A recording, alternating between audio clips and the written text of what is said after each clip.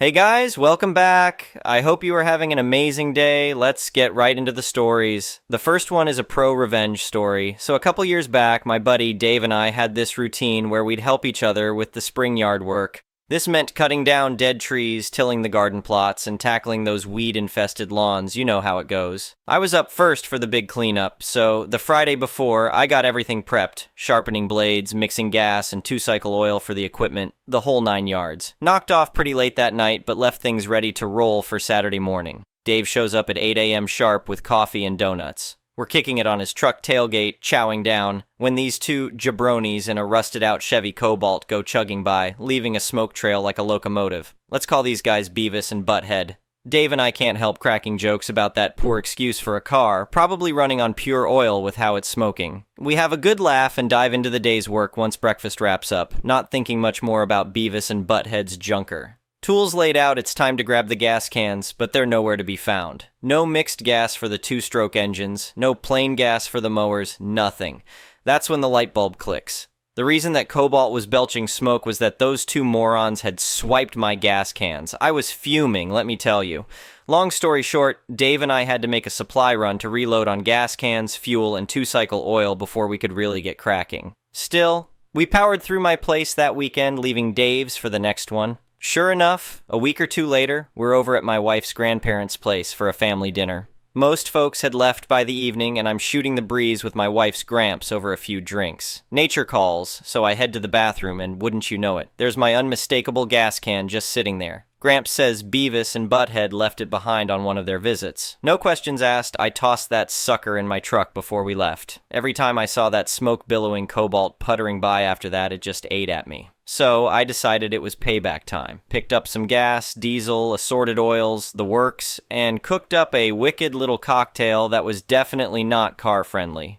Topped off my spare 6-gallon can with this rotten concoction, taking care to do some mowing with fresh gas beforehand so Beavis and Butthead would see me working on the lawn. Then I forgot to bring that tainted gas can inside when I was done. Next morning, I'm out the door for work. Don't even cross my mind to check on that can. Get home that evening, and sure enough, it's gone. But the look on my wife's face said it all. She saw the whole thing go down with those two stooges swiping the can, that poor Cobalt wheezing and sputtering even worse than usual as they peeled out. By the last spastic lurch out of our street, it was clearly on its last legs. Didn't see them come back after that. Give it an hour or so, Beavis and Butthead are knocking on my door, asking if I can take a look at their crapped-out ride, maybe tow it home if it's not an easy fix. Playing it cool, I tell them I've had a rough day, splitting headache, maybe we can look at it tomorrow. The panic on their faces when they realized they were stuck on the side of the road, no insurance, nothing. Beautiful. Well, sure enough, Highway Patrol came across that junker eventually and had it towed to the impound lot. Beavis and Butthead were looking at around $500 just to get it out. Plus they needed current registration and insurance before they could claim it. Needless to say, that bucket of bolts wasn't worth the hassle. Here's the kicker, though. These guys are just massively lucky dopes. Their pastor buddy hooked them up with an old Ford Taurus as a freebie soon after. Didn't take me too many doses of my special rotten egg juice before that thing started acting up too. This time it finally crapped out in their grandparents' driveway rather than stranding them somewhere. Into the junkyard it went. You'd think their bizarre luck would run out, but sure as crap, their tax return came through around then and they went out and bought themselves a used F-150 pickup. Couldn't make this stuff up. Well, it wasn't long before that thing started running rough and smoking like a freight train again. They actually took it to a real mechanic this time instead of trying their own shady repair work. Guy found the issue, got it squared away for them after about $1,500 in repairs. Ever since then, wouldn't you know, I haven't had a single drop of gas go missing around here. Funny how that works out, huh? The next one is an entitled people story. When my wife and I bought our first house, we were excited to finally have a place of our own.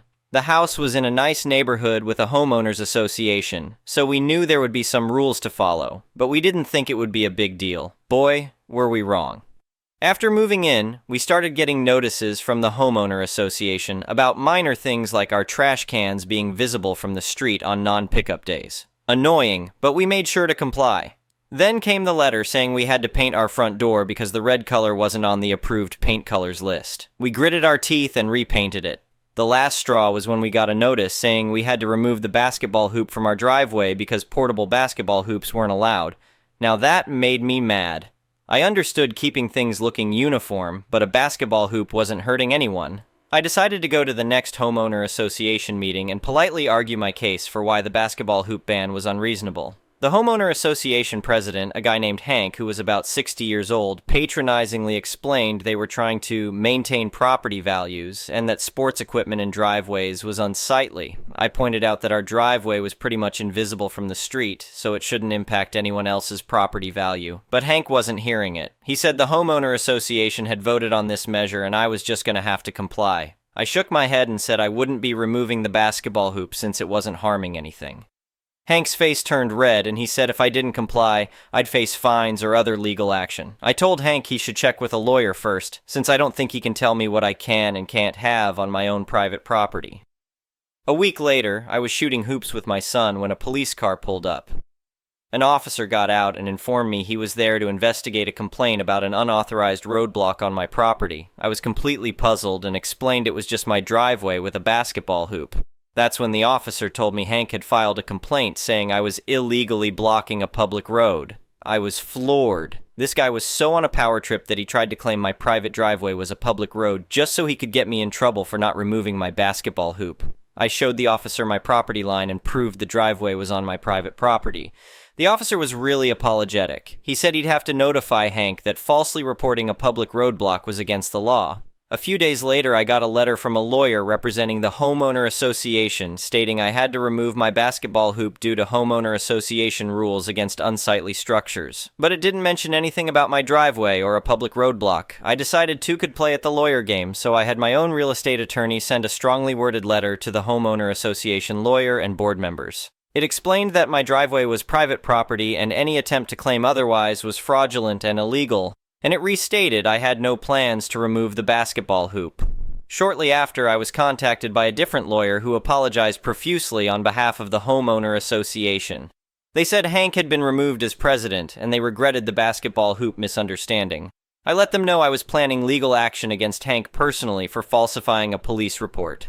The new homeowner association lawyer said they understood and would not object to me suing him. They also reassured me the basketball hoop rule was going to be reconsidered at the next meeting, so I decided to go easy on the homeowner association and just focus my legal wrath on Hank. My lawyer helped me file a civil lawsuit against him for abusing his authority as homeowner association president to make a false police report and harass me. We presented the evidence showing my driveway was private property and Hank had intentionally lied to use police resources as retaliation. The judge agreed that Hank was clearly in the wrong. The court ordered him to pay a hefty fine for the false police report as well as damages for my legal fees and emotional distress. Hank also had to write a formal letter of apology admitting what he had done. It was so satisfying to see that power-hungry jerk get some legal comeuppance. Without proper oversight, people like Hank will just keep abusing what little authority they have. In the end, the homeowner association did vote to allow removable basketball hoops, so my son and I can keep playing. And now that Hank is gone, they seem to be a much more reasonable homeowner association. We definitely have to stay vigilant to protect our property rights, but I'm hopeful things will be smoother from here on out. The next one is a petty revenge story. I got word that my office was firing some people and it was due to less hours to go around. Funny enough, they are still posting on Indeed for new workers. That said, my bestie who taught me a lot in the industry was on the chopping block and was let go. However, it wasn't all her fault. She was a new hire. She fell with the 3 months probation time. Not saying the job was bad, but it has been 6-7 months since my work bestie left and I was gonna leave when she did, but the company kept stringing me along with promises of more hours and a better work truck. So I stayed. Last week Friday, one of my foremen told me to my face that the girl beside me was better at her job than me. It hurt my feelings, but I moved on. Monday morning, my bosses called me and asked why I wasn't allowed back on that site I was on Friday. I said I had no clue, but because of that, they took me off the schedule for 3-4 days.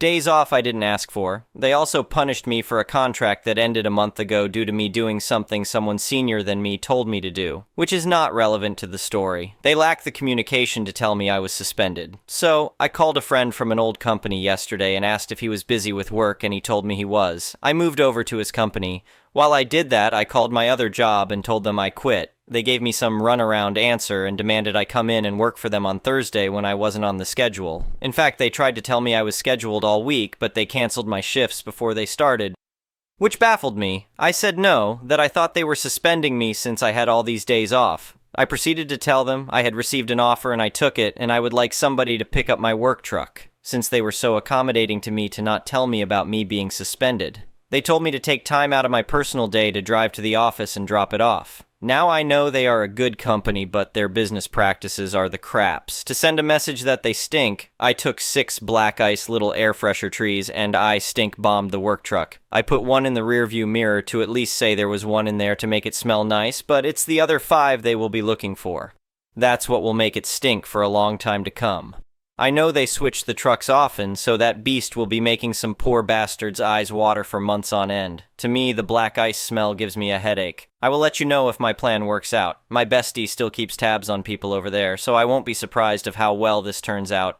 The next one is a malicious compliance story. So this happened about 7-8 years ago in a busy Australian public hospital. We were having the busiest day in radiology when one of the admin staff asks about a patient getting a scan today. I explained to her as she knows we are fully booked and are really busy. I note the referral asking for a scan to be done in the next 4 weeks. It was routine follow-up and has no clinical urgency as per the request. She says the patient is demanding it today. I tell her once again non-urgent scans can't come ahead of life-threatening illness and trauma we need to scan. The admin staff returns 5 minutes later saying the patient is causing quite the scene and states he'll wait all day if he has to. I have 2 options. Option 1, call security and come kick this man out or comply with his demand. I tell the admin he can have his scan, but he might literally wait all day. This was about 10 a.m. Come 12 p.m., the chief radiographer comes and sees me to say there is man complaining about a 2-hour wait. I explain the situation and say if I get 10 minutes, which I won't scan the patient. The chief radiographer sees the waiting irate man and offers to book him in a few days' time. The patient reiterated that he waits all day if he has to. The chief radiographer advised it's his choice. He is informed that if he had an appointment, he would likely not have to wait long. Come 3 p.m., we get another complaint from him, which we ignore. Again, he is offered another time later in the week. He refuses to book in. Come 5 p.m., I hand over to the afternoon shift in charge and explain about our waiting patient. We move the patient from the outpatient's waiting room to the inpatient waiting room where it is bedlam. He again is offered another appointment and told the wait is now about 2 hours. He says he has waited this long, he might have well wait some more. Trolleys and wheelchairs are going every which way. He sits down and suddenly the situation dawns on him how busy we are with sick patients. You could just see it in his face. The next day, I find out our irate patient waited until 7:30 p.m. and was rather sheepish when brought in for scan and quite apologetic. Patient demands non-urgent radiology scan and say he will wait all day for it, and he does. The next one is an entitled people story. My 31F brother, 25M, has always been an entitled brat. He has lived in my house. My mom and I bought and renovated it for 5 years now. He didn't start contributing to the household bills until about 2 years ago, and he makes sure to throw that in mine and my mom's faces every month as if it's some big favor. He has always complained about living here and how miserable he is because he's treated so poorly. He's treated like a prince by my mom. And the house is such a mess. His room used to be our studio space where my mom and I kept our workspaces and supplies. I'm a designer and my mom is an artist. When he moved in, we turned our living room into a makeshift office for ourselves, so our supplies are kept on various shelving units in our living space. My brother has always complained about how cluttered and dirty the house is and how he hates living here, blah blah. I've told him repeatedly that if he doesn't like it, he doesn't have to live here. He said I should accommodate him instead because he's family and families should respect each other. It's a small house and we were doing our best with what little space we have. But he says it's embarrassing that we don't even have a space for a couch and TV. We used to until he moved in. 2 months ago, he announced that he is being forced to move in with his GF because he can't live like this anymore. Because my mother and I are just so awful for asking him to help with the bills and have the audacity to have our workspaces in the living room. Since he informed us of this, he hasn't packed a single box, and he refuses to give me any kind of time frame. But I overheard him telling his dad he expects to move out in September. Today I came home to a bunch of stuff, including kitchen items like sodas and snacks, stacked in my room and on my work desk, which had my laptop and my design drawings on the tabletop. I was confused and annoyed because I was afraid they had been crushed. I asked my mom if she did that. She told me it was my brother. I went to him to ask why the hell he did that and that I didn't appreciate him moving my crap and potentially ruining my work. He went off on me saying he made an executive decision to finally clean up. I laughed because he has his own bathroom and the largest bedroom and they're both filthy. He decided my mom's and my things needed to be allocated to our spaces and kept out of the communal spaces, the kitchen and dining area. His logic was, since I'm the only one who consumes certain sodas and snacks, that they need to be kept in my room. None of his foods or drinks were taken out of the kitchen. Anything that he didn't deem worthy of being in the communal spaces, he just tossed into a pile on mine and my mother's desks and in our rooms. Mind you, his shoes, moving boxes, and bags are all over the hallway. My mom and I always have to step over his crap when we walk by his room and we don't move anything. I told him he needs to respect our things and our space. He said it's not for me to dictate. I said, yes it is, it's my house. But he wouldn't hear of it. He screamed at me saying I had to thank him for cleaning my mess, and that I better apologize for being so ungrateful. I reminded him he's moving out, so why would he be so bothered about how my house looks? I told him I can't organize anything until he moves out, and he lost his crap saying, how ducking dare you? I guess you can't wait for me to leave. I rolled my eyes and told him that not everything I say and do is a personal attack on him. He was screaming at me, saying that my power trip is my way of abusing him. I got fed up by that point and walked away to avoid losing my cool. It takes a very deluded person to make demands and set rules that never seem to apply to him in someone else's home. The entitlement. The next one is an entitled parent's story. I have been working every single day for a month without a day off because I wanted to go on a vacation with my friends after graduation. I worked so hard for this. I was saving them in my drawer and there's a lock on it, so wherever I go, I take the key with me. So today my stupid ass forgot the key on the dining table. I went to the bathroom to shower. Nobody was home except my mother and me. My siblings were at school having an exam, so when I finished showering, I saw the keys on my room. I didn't care. I thought maybe I moved it before I went to the bathroom. Then I prepared my desk to study. When I finished studying, I thought maybe I could go hang out with my friends, so I opened my drawer and the money was gone, all of it, nothing left. So, obviously nobody's home except me and my mom. I confronted her as calm as I could and I said, "Did you open my drawer?" I swear I noticed her hands were shaking and she said, "No, I didn't. Why?" I said, "Well, my money's gone," she said. "I didn't take anything. Someone's stealing my money as well, or maybe you dropped it somewhere like you always do, you carless donkey." I said, "Well, if someone's stealing your money, why would you take mine?" She said, "You don't dare talk to me like that. I'm your mother. Close the door and get out of my sight before I pray that you'll fail the exams. What are you going to do with money anyway, you still young? Money come and go." I didn't know what to say, and I went back to my room and texted my dad and told him what's happened, and he still didn't respond to me. My final exams are in 2 weeks and I can't work anymore, and me and my friends, planning that on the last day of the exam, we'll head straight to Sharm el-Sheikh. This is the first time in my entire life that I feel so helpless and betrayed like that. After graduation, I'll move out of my parents' home, even if I become homeless. I don't care anymore. The next one is an entitled people story. I work for a small moving company in my city. We move furniture and decor to many different places throughout the city. We got a call about moving a large load of bookshelves to a rather large industrial building. We loaded up 2 18-foot box trucks full of shelves and were ready to move. When we arrived at the building, we pulled around to the loading dock and began offloading the shelves. As we were bringing stuff off the truck, I went to building security to open the door. There had been a recent string of shootings in our area, and everyone was locking all the doors. They handed me a doorstop and told me I could prop the door open since we have a large load. So I propped open the door and we got going. We no more had the first pallet off the truck when the building's maintenance manager came running towards us. He screamed at us, "What are you doing? You can't have that door propped open." Now, this man looked like he was somewhere between the ages of 76 and 105. He was as red as I've ever seen anyone. I calmly told him that security gave me a doorstop and told me since we have such a large load, we could keep the door propped open. Of course, he wasn't having it. "I don't care what security told you, you cannot have this door propped open." At this point, my Native American temper got the better of me. I replied, "Yes, sir." I walked over to the door and picked up the doorstop. I walked back to security and explained the situation. They rolled their eyes and explained that this crotchety old fossil is always causing problems all over the building. They told me I could still prop open the door, but now I was mad and was feeling petty. "He doesn't want us to prop the door open?" Alrighty then. There was a buzzer outside of the door, so I buzzed security asking them if they could open the door.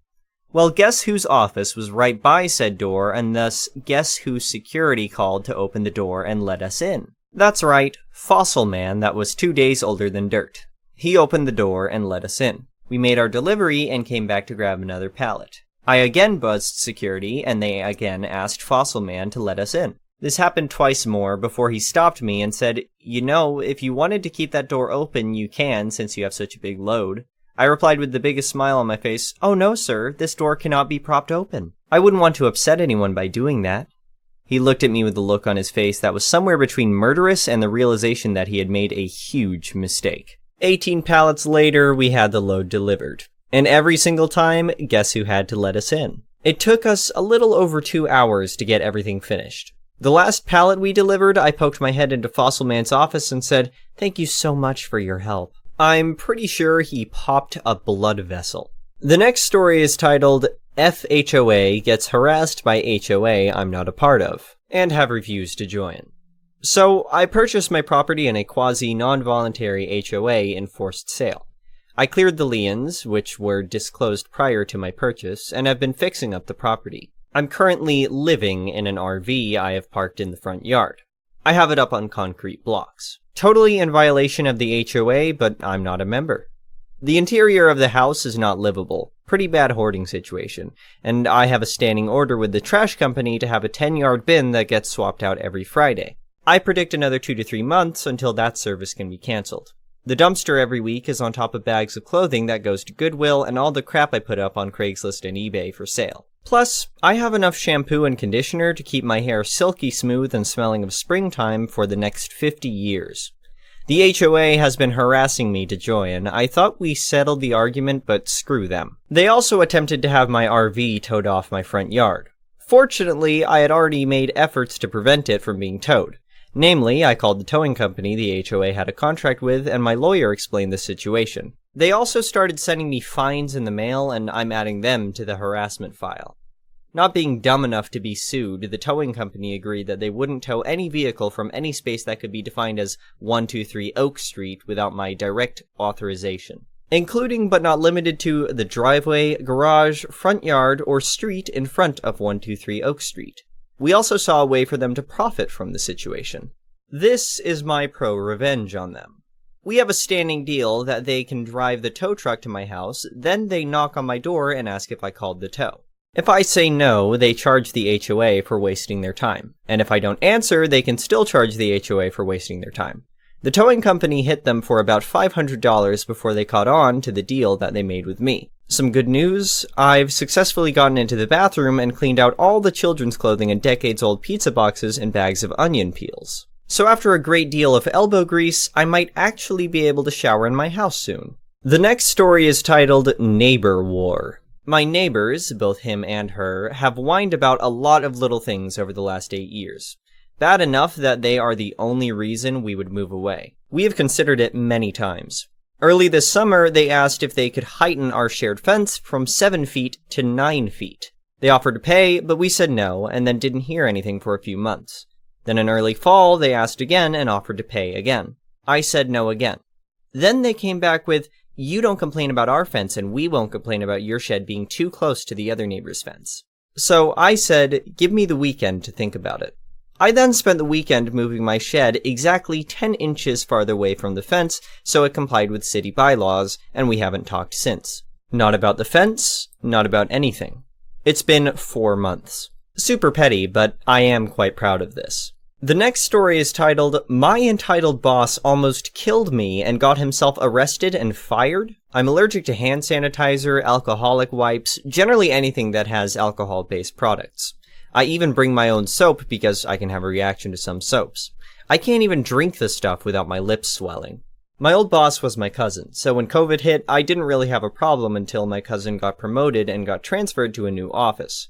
Enter our new boss. We got a mass email going over our new COVID safety procedures, and one of the new procedures is that we all have to use hand sanitizer and antiseptic wipes. I sent an email to HR telling them about my allergies with medical documents. They sent back saying that I don't have to use the hand sanitizer and antiseptic wipes, and that they put it in my file. However, when I sent the exact email to my new boss, he replied saying that all employees have to follow the new COVID safety procedures, no exceptions. When I then replied that if I use those products, I'll need medical assistance, he then sent me another email saying that if any employee doesn't follow the new COVID safety procedures correctly, that they would be fired. I sent copies of the emails to our union rep and HR department, to which they replied that they would talk to him and kinda told me to ignore him unless he tries to actually fire me. So I go into work and my new boss is literally waiting for me at my desk with a bottle of hand sanitizer in his hands, asking me to hold out my hands. I replied saying, "No thanks, I'd rather not go to hospital today." He got mad and literally grabbed my hand and squirted sanitizer on it, then rubbed it in. Then said, "See, that wasn't so bad." I tried to go to the bathroom to wash it off, but he blocked me. Well, I had a bad reaction. Thank God I had an EpiPen in my desk. My boss kept saying I thought he was lying, and kept saying that until I was put into the ambulance and couldn't hear him. A member of the HR department and the legal department came to visit me in hospital, probably making sure I don't sue, and informed me that he was fired. The woman from the HR department also said that they called the police on my behalf and I should be getting a visit from them soon.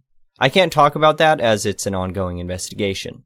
ETA, I'm in Australia, so no medical fees. I'm not happy about the EpiPen, $40. They are expensive. Also, cops won't tell me anything. That's frustration. They did tell me that he's been ordered to stay away from me. So he must be out of jail if he was ordered to stay away, right? I'm still in hospital hoping to be released today or tomorrow at the latest. I'll update when I get more information. The next story is titled, "Entitled Parents Stole My Switch and Held It Hostage Because I Wasn't Visiting Anymore." I'm 20M and moved out of my parents' house at 18 because I really can't stand them. And it's for all of the kinds of reasons you can guess. They were jerks, favored my younger siblings, used me as free childcare, told me what's mine is mine and what's yours is mine, and all that BS. When I left, my dad told me not to let the door hit me on my way out and don't come back. I got the smallest and cheapest apartment I could find and have worked the same full-time job for 2 years. My parents didn't even hold out a month before calling me and begging me to come back home. Because without me, someone else had to watch my siblings. I refused because now I finally had time for myself. My dad eventually called me and actually demanded I move back home and pay them rent instead because family is more important than my personal independence. I said back to him that my life is important too. And for once, I'm getting to live for myself. So he basically said, well then see how long you can last without us, and we didn't talk for months. I don't know what he was hoping for. I managed well enough by myself. My family seemed to slowly accept that I wasn't going to come crawling back, and over time we seemed to mend things. I could tell they were having a hard time dealing with the fact that things were on my terms and not theirs. They begged me to watch my youngest siblings from time to time, even though the two that are closest to me in age are in their mid-teens now.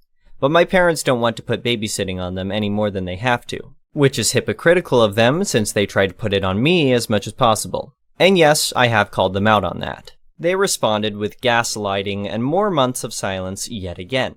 And again, they were the ones to come crawling back to me for help. Not long ago, I bought myself a used Nintendo Switch, though could only afford one game for it at the moment, which is Mario Kart. I got it bundled with the console for a good deal. My mom came by on Saturday and asked me to watch my two younger siblings for a while. She basically pushed them in the door at me and ran. And I was stuck with these two rowdy kids all day in my tiny apartment.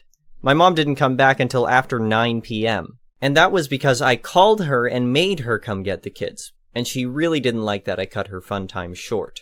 I said that unless she wanted to pay me, I wasn't going to be watching my siblings all day anymore. And next time I won't even open the door, and I'll call the cops if she just leaves them outside. The next morning, I realized I couldn't find my Switch anywhere, so I called my parents. And like I thought, one of my siblings took it. I said I was coming over to get it right away. But my mom said it could wait because my youngest sibling was gaming on it, and she didn't have the heart to take it away. I said it was taken without my permission, and I will be taking it back. I got on my bike and rode there ASAP. And when I arrived, my sibling was crying because the Switch's battery had gone dead and they didn't have the charger. I told them to give it back, but my dad took it and said I can have it back when I agree to start helping out with my siblings more. I told him if that's how he wanted to play this, I'd get police involved. And no, I was not bluffing.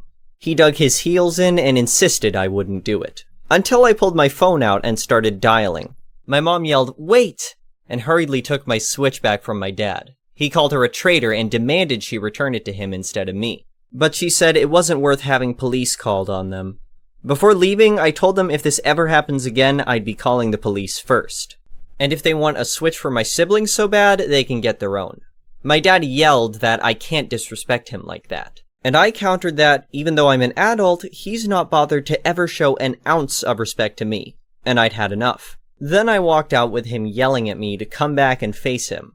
Right now, it's back to silence from them. My mom texted me once, begging me to still watch my siblings. I said that if she wanted me to babysit so bad, she could pay me, and I'd only take the money in advance, because I'm not doing it for free anymore. Especially after they stole from me and tried to keep from returning my property. They don't own me, I'm an adult with my own place and my own life. And they can either get used to it or get lost. It's been over a week since that text convo, and none of them have as of yet talked to me again. Which is fine, they can deal with their own messes. The last story is titled Dog Adoption Fees. I've never posted on here before, but this definitely belongs. We had 2 dogs as of recently, and one of them passed away. She was old and lived a very nice life, so it was peaceful in a way.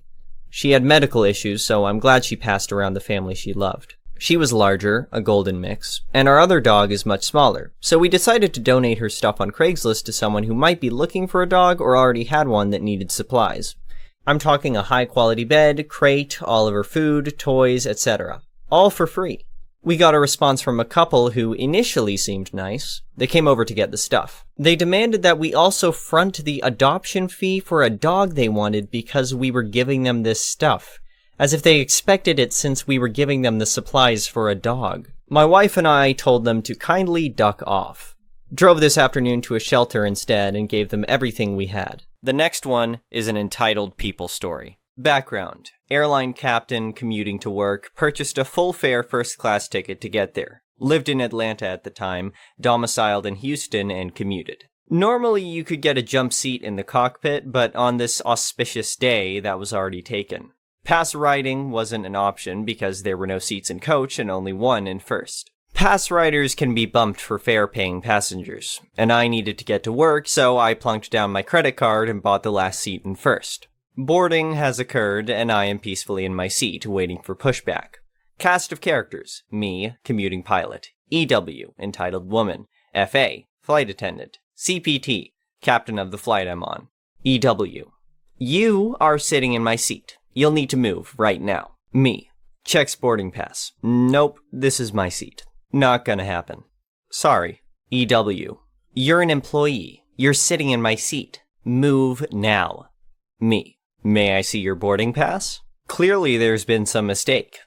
EW, you may not see my boarding pass. I showed that when I boarded. I've upgraded to first class. Now move. Me, you'll need to resolve this with the flight crew. I'm a passenger.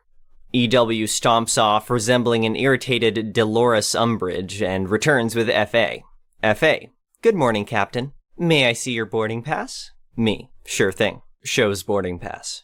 FA, ma'am, that's his seat. He paid for it. EW, well then throw him off, dear. I've upgraded to first class, and that is now my seat. FA, I'll need to see your boarding pass, ma'am. EW, you will not. I showed it when I boarded. I've upgraded to first class. FA, how did you upgrade to first class? EW, I upgraded to first class. I'm more important than an employee. Now get him out of my seat. Someone has called the cockpit and the captain has left the flight deck to deal with this. Captain, ma'am, I'm Captain Wallaby, not his real name. I've just spoken with the gate agent. We certainly apologize for this awkward situation. The agent has corrected your paperwork and has a voucher for future travel for you as well. Please go fetch your new boarding pass and your voucher and we'll be on our way. EW departs up the jetway, a triumphant smile on her face. The captain turns to the FA and says, prepare the doors for departure. The doors close. The captain returns to the cockpit, and as we push back from the gate, I can see the EW pounding on the glass next to the jetway. It was a nice ride to Houston. The coffee was wonderful. The next story is titled, Mother-in-law steals my inherited property and calls cops on me for trespassing on my land and gets me sent to jail. I was overjoyed when I inherited my uncle's house. It was the perfect place for my wife and I to start our lives together. However, my luck took a downward turn when my mother-in-law got involved. She managed to obtain fake documents claiming that she was the true owner of the house, which ultimately led to my arrest for gun possession, trespassing, and theft. As the police entered my home, guns drawn, and shouting for me to surrender, I was in a state of disbelief. I had never owned a gun and had no idea how it ended up in my house. Despite my protests of innocence, the police did not believe me. Matters only got worse when I discovered that my mother-in-law had convincing documents proving her ownership of the house. With my wife in a coma and no one else to turn to, I felt hopeless and scared that I would spend years in jail for a crime I did not commit. However, I was eventually released and sought the help of a lawyer friend. Together, we conducted an investigation into my mother-in-law's travel history and the fingerprint samples of the gun found in my home. To our surprise, we discovered that my mother-in-law had recently traveled to the country where the gun was smuggled in from, and the fingerprints matched hers, not mine. With this new evidence, the police finally started to believe my story and continued their investigation. After a long and difficult journey, the truth finally came out. It was revealed that my uncle had no connection to my mother-in-law, and the documents she had were fake. I was able to prove that I was the rightful owner of the house. Despite the relief I felt, I couldn't help but feel a sense of retribution towards my mother-in-law for the harm she caused me. So I decided to take matters into my own hands. I staged a break-in at the house and planted evidence that implicated my mother-in-law in a crime. I made sure to call the police and report the break-in, and when they arrived, they found the evidence and arrested her. Although I knew it was wrong, I couldn't help but feel a sense of satisfaction. As my mother-in-law's trial began, I was filled with a sense of victory. The evidence against her was strong, and it appeared that she would be found guilty. However, things took an unexpected turn when she revealed that she had hired a team of lawyers and private investigators who had uncovered some damaging secrets about my past. To my horror, I learned that I had been involved in illegal activities for years, and my mother-in-law had been gathering evidence against me all along. She had been waiting for the right moment to use it against me, and now she had the upper hand. I was facing a life sentence, and there seemed to be no way out. With my back against the wall, I refused to give up. I reached out to some old contacts and put together a team of my own, determined to uncover the truth and clear my name once and for all. Through our hard work and perseverance, we discovered that my mother-in-law was involved in even more criminal activities. In the end, she was sentenced to life in prison, and I was cleared of all charges. I learned from this experience that it's never too late to turn your life around and do the right thing. Despite the challenges I faced, I never gave up and was ultimately able to clear my name and start fresh with my wife by my side. The next story is titled, "My Aunt Tried to Announce Her Daughter's Pregnancy at My Baby Shower for My Rainbow Baby." My husband and I are finally expecting our rainbow baby after years of infertility and multiple miscarriages. It's safe to say we and our family are very freaking excited. My mother is probably the most excited. She's been planning our baby shower and making decorations for months. She's been the biggest help during this exciting yet scary pregnancy. A few weeks ago, my aunt told my mother and I that my cousin is pregnant. We are very happy for her. However, my aunt said their plan is to announce her pregnancy at my baby shower, since we're having a big party anyways. She said it's not a big deal and we both can share the day. I said absolutely not, because we have been waiting for this day forever, and it should be all about me and my rainbow baby. My mother is on my side and told my aunt that they better not announce anything at the party. My aunt dropped it and nothing else was ever said. Last Saturday was my baby shower. It was everything I've waited for. Everything is going good. No one has announced my cousin's pregnancy. When it was time for us to eat my cake, my aunt said, hold on everyone," and went outside to her car to grab something. That was the moment I knew something was up. My mother and I follow her outside, and my aunt decided to bring a cake announcing my cousin's pregnancy, and some presents for my cousin. My mother immediately told my aunt that she will not be bringing those back into the rec center, and they will not be ruining my day. My aunt started throwing a fit, screaming, "This is a baby shower, it's for babies. Cousin is having a baby too, so this day is about her too." My cousin now joins the screaming and says how pissed off she is that everything is always about me and why do we always have to be happy for me. They would not stop screaming, so they were kicked out by the rec center's security. And half our family was upset that I wouldn't let her have a moment at my shower, so they left too. Now everyone is bashing my mother, myself, and Rainbow Baby on Facebook, group family texts, anything at all. The next story is titled, "Messy Guest Trashed Their Room. I Sent Evidence of Their Messy Lies Home with Them." Hey, today I did something out of nothing but pettiness, but I feel I've done the right thing in the long run. Don't get me wrong, this was done purely for my own satisfaction, but reflecting, I feel I'd want to know this sort of thing if I was in Guest GF's shoes. I recently started a new job as a housekeeper at a popular chain hotel, and while I'm enjoying it, the vomit rooms from stag do's, etc. really irritate me. They always somehow manage to get it on the only carpeted area of the room, and it puts me behind schedule having to scrub out the carpet. This one room today really took it to the next level. Rubbish scattered about, food jammed down the sides of the bed, as well as vomit patches all over the room. It took a while to get through all the mess, but towards the end of cleaning, I found a birthday card addressed to the guest on the floor. The card was open and read, "Happy birthday, guest. I love you so much. Have a great birthday weekend away. I'm going to miss you so much. Love, Beth." I picked up the card to bin it, and when I closed it, I saw the front read, "To my amazing boyfriend on his birthday." My eyebrows immediately raised. I had just picked up multiple condom wrappers, seen the used ones in the bin, as well as finding a pair of used women's underwear and a torn dress in the sheets. I was originally going to throw the dress and underwear away, as they were both clearly torn beyond wear, and the guest had most likely intended for me to do that. But damn, I was mad about that vomit and crusty food. This poor girl has been cheated on by a man who trashed the hotel room, but luckily for her, he pissed me off. I took the torn dress and underwear down to reception and logged them into our lost and found with the room number attached. Our system always sends a copy of lost item emails to the emergency contact as well, just in case the guest misses the email. The cheater and his emergency contact will soon receive a friendly email with a photograph of the forgotten items and a description of what they are and where they were found in the room. Who is his emergency contact? His girlfriend, Beth. If you're going to cheat on your SO, don't piss off the housekeeper. The next story is titled, "I deliver food to a lady and she wants me to pay for it." So this happened recently, so the details are fairly sharp. Just some basic disclaimers on phone, English is not my first, you know it by now. In the country where I live, you can order food online and decide to pay online or by cash. Once you order, someone on a moped or bike delivers it to your house. I was a bike deliverer, and someone ordered some huge order for around 40 euros. It was a rainy day, and it was almost at the end of my shift, so I was already agitated before even hearing of the order. All the mopeds were already on a delivery, so I, on a bike, had to cycle 5 kilometers to her address in the rain. Once I get to her house, I'm soaked and even more angry because when I go up to the door, some random guy opens up. This woman put in the wrong address, and I needed to cycle for another 2 kilometers. Once I get to her actual house, I had to wait for her to open the door, and then the most typical Karen you can think of opens the door, and I'm now knowing what she was going to do. She was going to try and get her food for free by telling me her food was cold. M, me. I, idiot woman. B, boss. M. Hi, you ordered? I. Yeah, that took a while. M. Yeah, I got the wrong address. Doesn't matter, I'm here, and so is your food, with my best fake smile. I. That's great. Rips the food out of my hand. M. You still need to pay me 40 euros. I. The food is cold.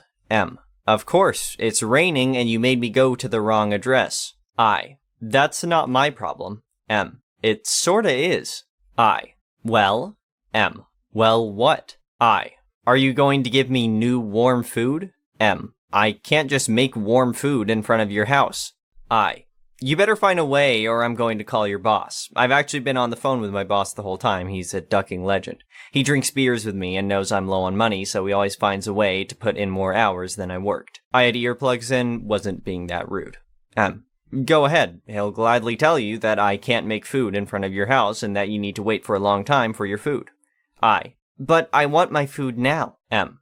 I can't help that. It's food now or your food is cold. I. But I want my food warm and now. M. No need to start yelling at me. I. I'm going to call your boss and tell him that you're being rude. You can come in and hear what he has to say.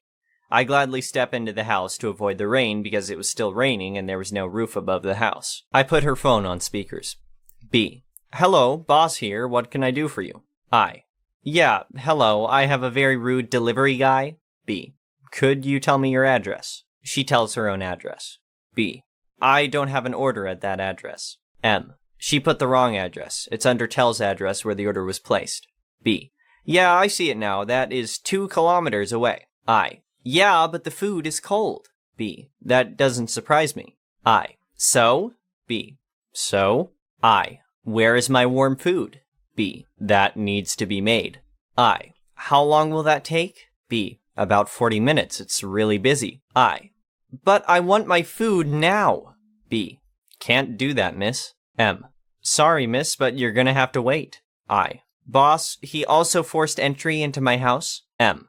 No, I didn't. I. Yes, you did. M. You invited me in. I. You made the whole floor wet. M. Yeah, it's raining outside. I. I'm not gonna pay for my food now. M. Well, this still needs payment. I. You're going to pay for it. M. No, I'm not. I. Well, I'm not either. B. Ma'am, calm down. I. No, you guys are attacking me. B. If you don't calm down, you're not going to get any food at all. I. Duck you. B. Me, get out of the house. Idiot woman, you're not going to get any food from us anymore. After I left the house, I took the food, by the way. The woman yelled some crap after me. The boss got back on the phone with me and told me I could eat the food, which was still sort of warm. Once I got back, he threw a beer at me and told me I could go. The lady called the store a couple of times and screamed at my boss. Hope I never see you again, idiot. The next story is titled, Karen Demands Free-Wrapped Scone as a Fly Touched It. Now, before I start, I'm not fully sure if this belongs here, so tell me if it's not. So, I go to a market with my mom any Friday that I can, and one day I'm managing the baked goods, and here comes Karen, haircut and all. As she's browsing our goods, she starts this conversation. Cast, me equals me. K equals Karen, M equals mom. K. A fly touched that scone, so can I just take it for free? Me. No, you can't, as we put cling film across our baked goods so flies can't touch them, and they only touch the cling film. K. But I saw it, so just give me the scone. The scone was literally 80 cents, by the way. Mom comes back. What's going on? Me. I was just saying... Karen cuts me off. K. A fly touched this scone, and I kindly asked to take it for free, and your kid snapped at me. Mom knew I wouldn't do that, so said the same thing I did about our scones being wrapped. K. But I literally saw it on the scone. That's when I had the genius idea to maliciously comply. Me. Are you sure a fly touched that scone? K. Yes, that's what I've been saying. Me. Okay, I proceed to pretend to put the scone in a bin. I really dropped it in a box so I could have it later. K. What did you do that for? I wanted that scone, you idiot. Me. Miss, please calm down. We have a rule where if a fly touched a product, we bin it. K. Now visibly annoyed. I wanted that scone. Give me another one for free. Me. Miss, I'm not giving up a free scone. They're literally 80 cents. Karen then stomps off complaining, and I decided to take out that exact scone and eat it. God, revenge tastes good. The next one is an entitled people story. I work with a large organization having multiple branches in every state across the country. I am the head of one such branch. My boss, the regional manager, controls around 15 such branches in a region cluster. During August this year, I had asked my boss for a 5-day leave for September, which he had promptly granted. I then informed HR about it, suggesting him to temporarily arrange for somebody to run my branch for the week. This was required because, 1. Due to some corporate directives, some of the branches, including mine, could not run without a branch head being physically present in the office. 2. Enabling someone from inside the branch to substitute for me wasn't possible due to technicalities. HR assured me there was plenty of time to arrange for my temporary substitute. So, I didn't think much about it, since anyway it was his job to take care of in case of leaves. My dumb ass didn't imagine it would be crucial to get the leave approved formally / in writing, because before this, nobody had ever faced something like what I was about to experience. Come the last working day before I go on my leave, I asked our HR about who would take care of my branch in my absence. He flatly stated that there was no one available in the region cluster who he could depute to my branch in my stead, as many employees in our region are on leave because of festivities this week. Me. You're telling me this now? Anyway, I fail to understand how that is my problem, given that my leave was already granted a month ago. HR. Have a discussion with the RM, my boss. I called him up. Apparently, the HR had already had a talk with him regarding this matter before I even called him. RM. How could you intend to go on a leave during this time when we're already under so much pressure due to this sudden staff shortage? On top of that, our company's audit is due next month. Me. But you had already approved my leave 1 month ago. RM. No, I'm sure I must have said that I would think about it. Me. Absolutely not. I wouldn't have booked my tickets and planned my travel to my hometown to see my parents if you hadn't confirmed the leave. This went to and fro a while, and I was exasperated from this argument. By the end, I felt really humiliated that I had to almost beg for a leave. Me. Fine, I won't go. At this point, I arguably felt my dignity was more important than a few days off work. RM. Huh? Okay. He was at a loss of words at my sudden giving up. So, my leave stood cancelled. My tickets had to be cancelled. Money wasted. And I was left utterly exhausted of this bullcrap. A few days later, we got a notification for the yearly interstate staff soccer tournament being arranged by corporate. If selected, I'd be playing for my state, and the tournament, from selections till the final, would go on for a month. Soccer happens to be one of my favorite sports. So, guess who just applied and got selected in the state team? Now, here's the funny thing about sports and activities that are arranged by our company's corporate center. The top management takes these seasonal events very seriously. If you're a participating employee, nothing or nobody on this planet could make you rather go back to sit on your chair and mind your job instead of participating. So, as it appeared, although not on a leave per se, but I was all set to go on a month-long tour across the country playing soccer without having to worry about managing a branch and getting paid in the process. Even irrespective of my leave fiasco, this was a damn good thing to get involved in. As some of you have expressed a curiosity, yes, extravagant events like these are not unheard of in big/Fortune 500 companies. My organization is a large conglomerate and the third largest employer in our country. Still, it always beats my logic that they can spare some 150 to 200 employees for a month for fun, yet there are some regions that are plagued with staff scarcity.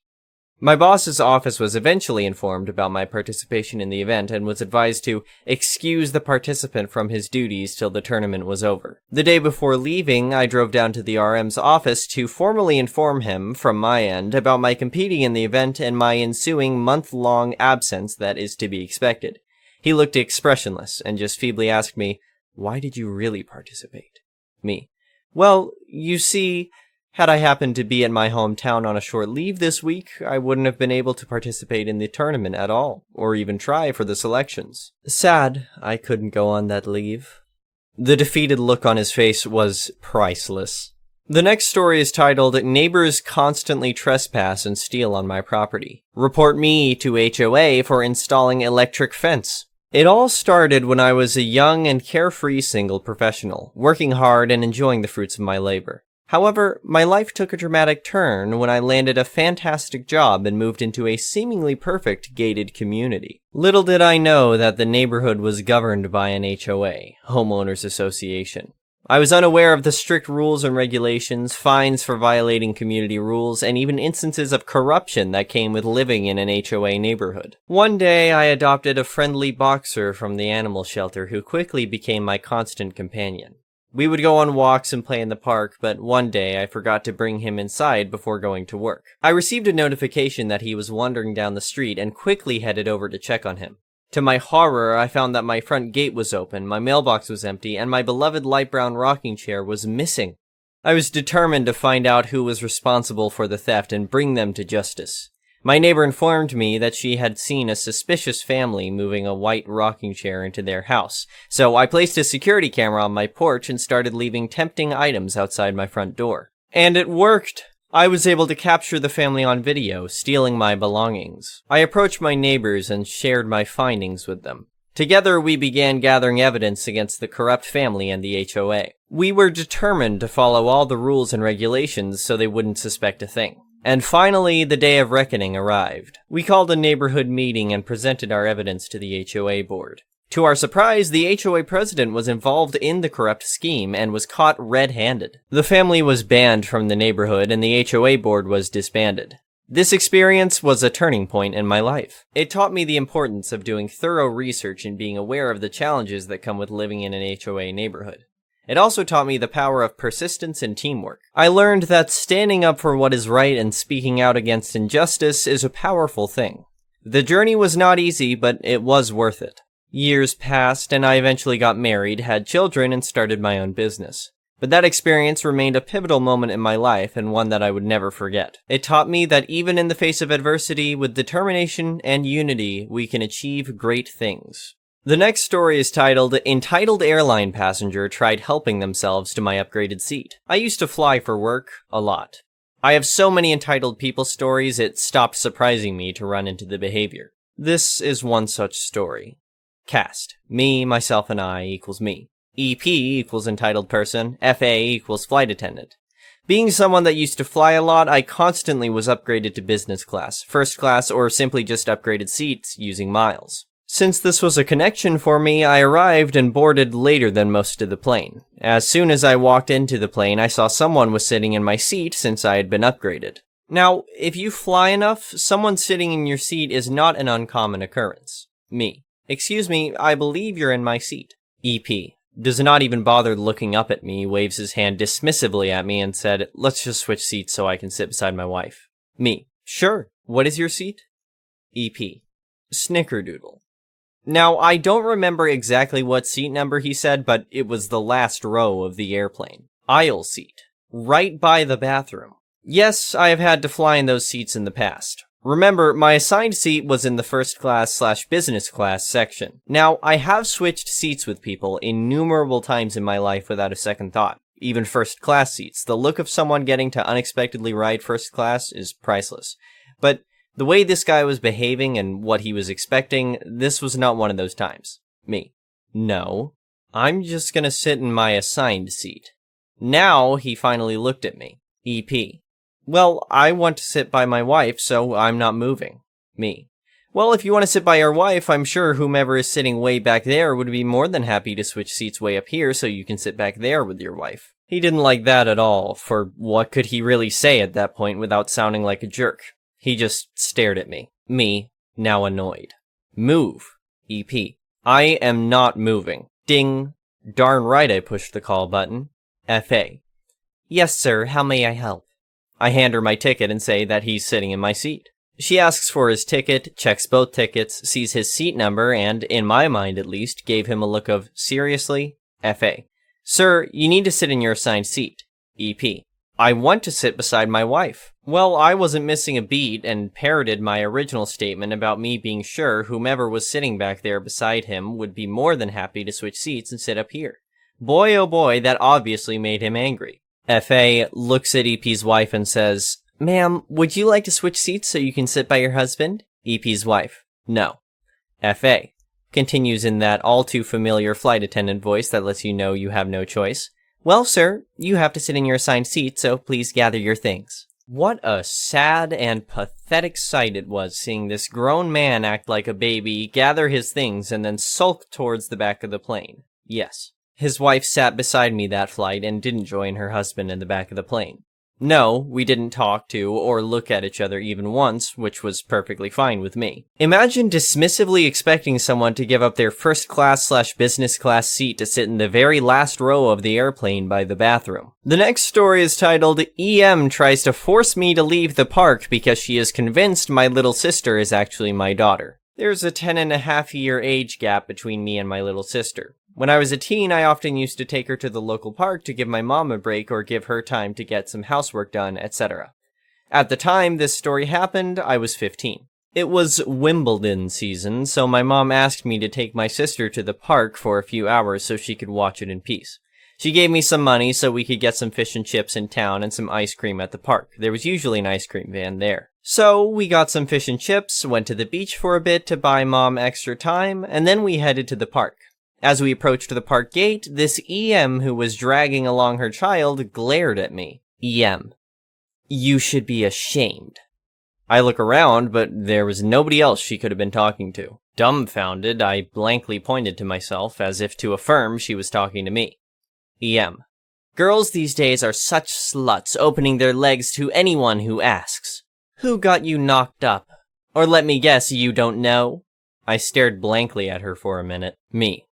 This is my little sister. EM rolled her eyes and leered at me. EM. Yeah, we had little sisters in my day, too. I just said, okay, bye, and walked away because I was uncomfortable with conflict and just wanted out of that situation. EM. Don't you dare go into the park. You'll spread your filthy diseases all over the park. I don't want my son catching your diseases. I ignored her and rushed into the park. Surely she'd leave me alone when I was surrounded by other kids and parents, right? Wrong. EM followed me around the park, demanding that I leave. The more I ignored her, the madder she got, and she kept repeating over and over, get out, you're not allowed here." At this point, a few parents noticed. One mom, let's call her FM, friend mom, who my mom and I often chatted with, immediately stood and rushed over just as EM grabbed my arm and yanked at me. FM: "Why are you grabbing a child? Let her go. Who are you?" EM: "Mind your ducking business." FM: "Let her go or I'm calling the police." EM let me go, but turned her anger towards FM, shouting that she was just making the park safe for her child, and I shouldn't be here because I might spread some nasty disease all over the place. She never specified what disease. I'm guessing she meant an STI or something. More parents started coming over to see what was going on. Seeing she was outnumbered, EM eventually left, dragging her child behind her, screaming obscenities at us as she slinked away. FM gave us a lift home to make sure we were safe. When I told my mom what happened, she was furious. She packed us into the car and drove us around town to look for the woman, but we didn't spot her. Thankfully, I never saw the woman again. The last story is titled, "Mother Refused Free Drink at Amusement Park for Nothing." Short. This happened yesterday at our local amusement park. I was going to get a refill on our drink cups when a Karen came waving a receipt. Both the refill station guy and I looked puzzled, so I let her go in front of me. I had a feeling this was going to get nuts, and I wanted a front row seat. DG is drink guy. K. Karen. K. "I'm here to get my free refill. As you can see, I bought a cup." DG. "That's fine. Where's your cup?" K. "I lost it, but I have the receipt right here, so give me a new cup." DG. "Ma'am, I'm sorry, but we're not responsible if you lose your cup. I can give you a small soda, but I can't give you a new cup." K. "A small soda? This is BS. I paid for a reusable cup, and I demand a new one." At this point, I see a boy around 13 or 14 come walking up. I'm thinking it's just a kid who's getting a fresh drink. Boy, I was wrong. This kid said, "Mom, did you want some more?" The DG looked at the receipt and asked how many cups she got. She said only one. My park has 2 colored cups for refill cups. For a single day, you get a green, and for a full year, it's orange. The receipt said 1 single day refill cup, and what does the son have? A green cup. DG. "Excuse me, kid, did your mom get you that cup?" Karen turns red face and pushes her son out of line and tries to hide in a passing school group. I just look at my mom and said, "See, this is what we call a Karen." The next one is an entitled people story. I'm currently working in a factory, and a couple weeks ago, we moved into a new building. This new building was originally made specifically for my shift. However, the longer shift has claimed it as theirs as they work longer. Fair enough. The supervisor for the longer shift is a pain in the ass. She takes pictures of how the desks were left, and if anything has moved in the slightest, she complains. Any mistakes? She complains, even though they make more mistakes. In her recent rampage, directed at our shift's supervisor, she kicked me from the desk I've been using as I make too much mess, and was told I have to work on the other side of the benches with everyone else. I have never left the desk in a mess. I always swept the entire side of the floor, as I'm the only one who worked that side. Always filled all the tubs of screws and things up, just always kept it how it was left. When I came in the next week, she had left loads of her stuff on my new desk. Paperwork, light fittings, pencils, she'd plugged chargers into the plugs, and it was at this point that I decided that none of their stuff would be allowed on my desk. It had to be left exactly as it was, and I've started taking pictures. The other side of the benches remains untouched by our shift, and has started to accumulate huge piles of dirt, and the bins have become mountains. She asked why that side hasn't been cleaned, so I told her if I'm not allowed to work there, I won't be cleaning it, as it's not my mess. She's not happy, but knows there's nothing she can do. The next story is titled, "Become the Worst Neighbor and HOA Board Member Ever? Lose Your Job in HOA." Let me start by saying never purchase a house in an HOA. It is a complete mess that should be regulated and illegal. If I knew about HOAs when I bought my first home, I would have never purchased my first home in one. Me and my wife purchased our first home when we were 24 and 25. We spent months looking at houses in areas and tried to find a forever home in a good district for potential future kids, etc. We finally found a perfect one at a decent price. At first, everything was great. Super nice neighborhood and decent neighbors.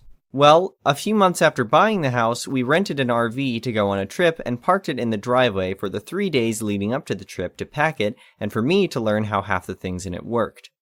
Well, this is when we learned that HOAs are absolutely crazy, and our neighbor was on the board of our local HOA. Within an hour of it being parked, he got home and stormed over demanding we remove it from his neighborhood, or he would have it towed and fine us for every hour it was there. Myself, being the average and normal person, told him kindly to duck off and get out of my driveway, and told him if he returns, I'll call the cops because he was screaming like a madman an inch from my face. About 3 hours later, a big rig tow truck shows up, and he walked up like he was a god and handed me a plain envelope with a letter inside that pretty much said, by order of the HOA, this RV is to be towed, and a fine of $1,500 for violating their rules. While Mr. Crazy board member might not listen to reason, the tow truck guy they found wasn't so fond of entering my driveway and towing a vehicle when I told him if he comes on the property, I'll call the cops. Once the tow truck driver decided he's done being involved in this mess and left, neighbor goes even more crazy and storms off. I call my friend to get his dad's number because he's an attorney to ask him about this insane letter and fine I just received and to ask him some legal advice. After speaking to his father, he told me to come down, write him a $500 check, and bring along all the papers I received when purchasing the home and the current letter I just received.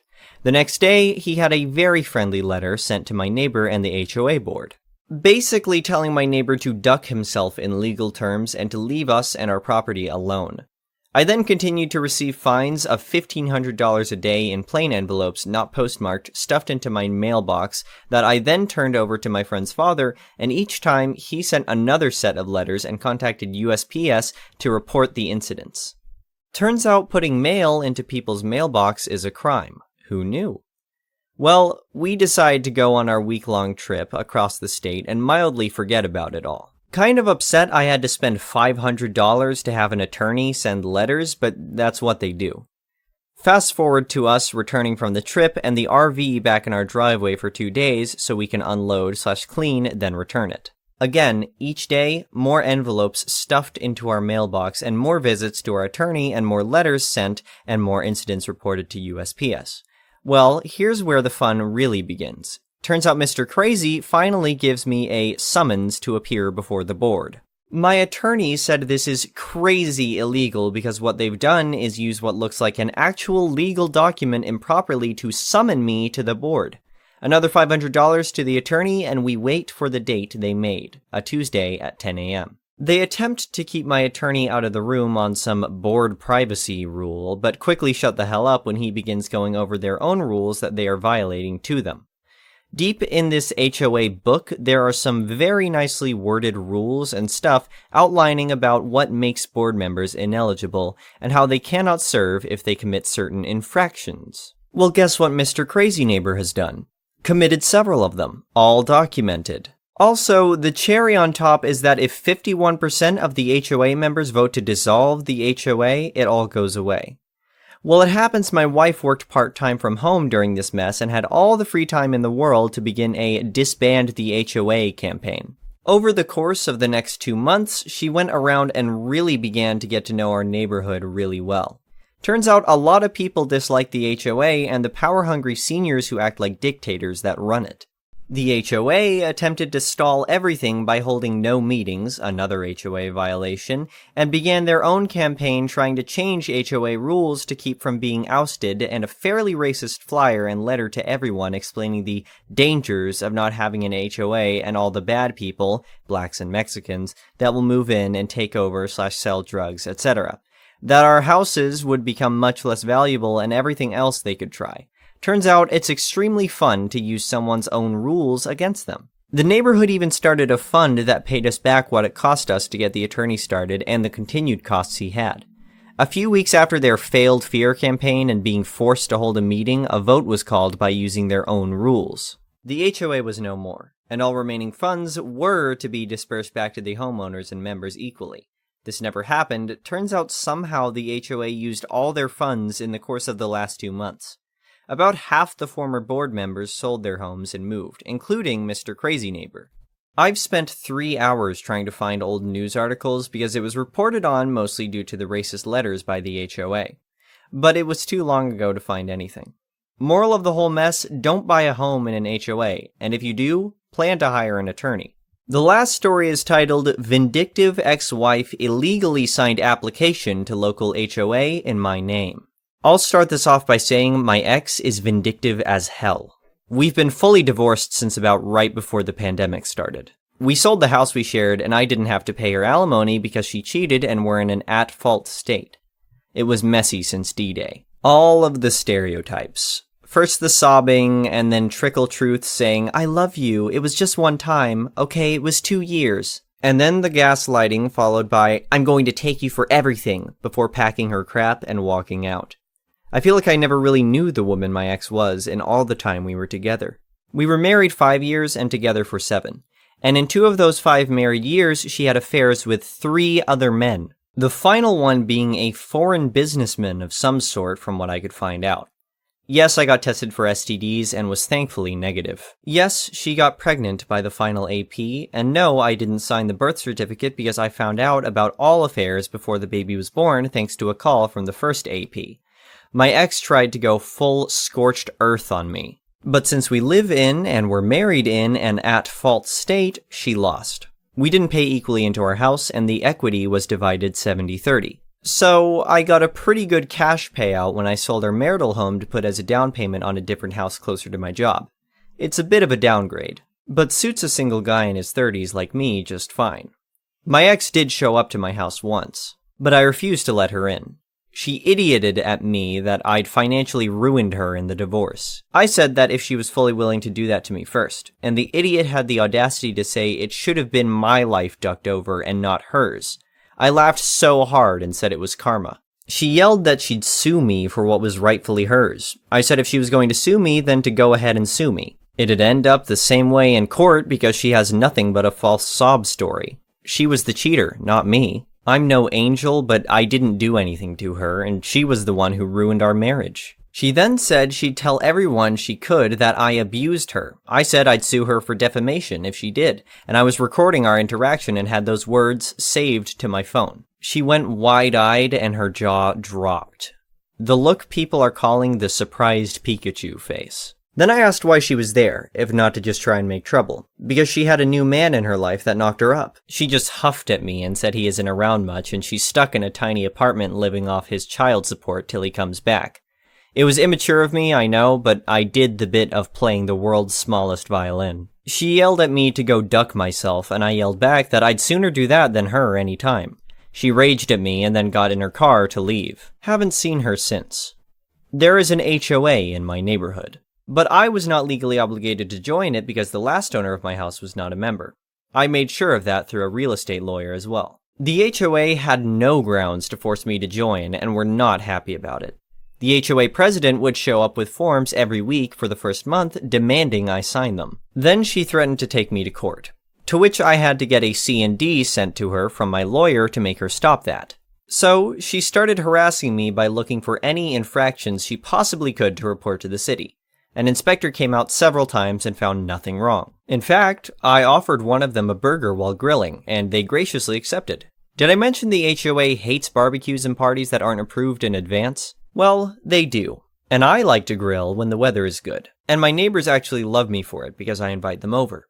I had the police called on me several times for noise complaints because I was playing music on a Saturday afternoon while having my friends over. The HOA president I caught trespassing once when she was trying to peer into my windows. I called the police, but she denied ever doing it. So, I got cameras. She hasn't trespassed since. But I still got repeated passive-aggressive letters saying my cameras were not an approved addition to my house. Some months ago, I started getting letters for fines in the mail. And when I contacted the HOA, the representative claimed they had it on record that I joined and needed to pay all fees effective immediately. I told them that was not possible. Then they emailed a scanned copy of the forms and they had a signature on them, but it was not mine. It was very similar in some ways, and I recognized it right away as being my ex's handwriting. She knew what my signature looked like, but it was a loose imitation at best. I got in touch with a lawyer right away over the forged signature. But the HOA still demanded to go to court, and it took 7 months before that happened. Meanwhile, they were stacking unpaid fines against me weekly and were threatening to put a lien on my house. We went to court and the HOA president looked very smug. But my lawyer pointed out how the signature wasn't the same as mine and was very inconsistent in the various forms. I'd never allowed the HOA president in my house, and I'd never requested the forms. The idiot HOA president actually slammed her palm on the table and said it was still binding, but when pressed where the fraudulent signature came from, she admitted my ex-wife called the HOA and they sent her the forms, then got them back in the mail signed. But then she actually claimed she'd thought I'd signed them. The judge looked at her and asked if she was serious. She confirmed she was. The judge then asked how a woman I was no longer married to, that had never even lived with me in my current residence, was supposed to have any bearing on whether or not I joined her HOA. She went quiet, and I could see the oh crap look on her face as the hamster wheels were turning, and she seemed to finally mentally put the pieces together. My lawyer then counterclaimed that what the HOA did was blatant fraud and legal actions must be taken. And they were.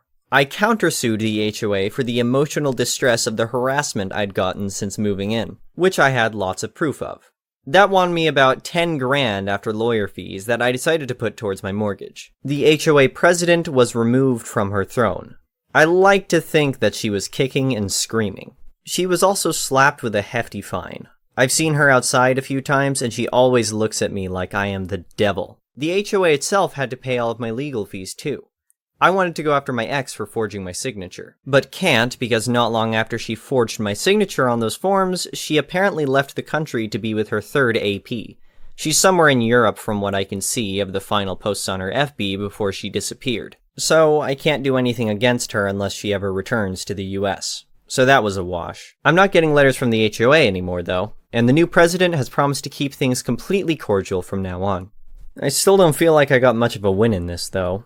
Other than the 10K payout, it all felt like a huge waste of time. Thank you for watching. I would really appreciate it if you could like the video and subscribe to our channel if you haven't already.